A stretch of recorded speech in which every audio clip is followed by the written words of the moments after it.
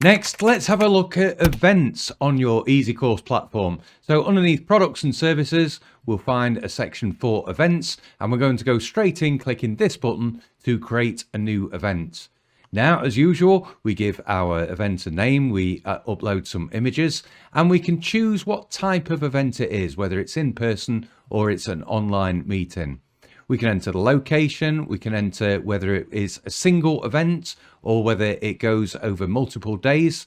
We can choose the date, the start and the end time. We can enter some descriptions for it as well.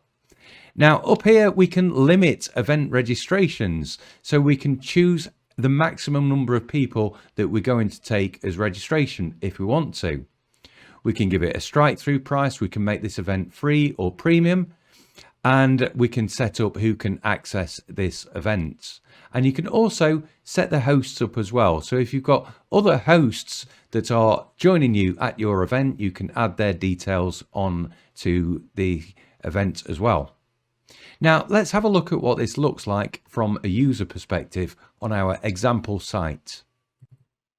So here we are on the All Products page. We're going to go to the Events tab. And here is the event we've just been looking at. So it's this machine learning competition.